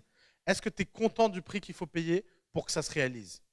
Et d'un seul coup, les mecs qui font des réseaux sociaux pour chiens, dans 99% des cas, ils n'ont plus envie de le faire. Je ne sais pas pourquoi je tape autant sur les réseaux sociaux de chiens. Je suis sûr qu'en plus, un jour, il y en a un qui va. Avec la chance que j'ai, le prochain Zuckerberg, il fera un réseau social pour chiens et il viendra m'emmerder en disant ah, t'avais dit que. Merci beaucoup.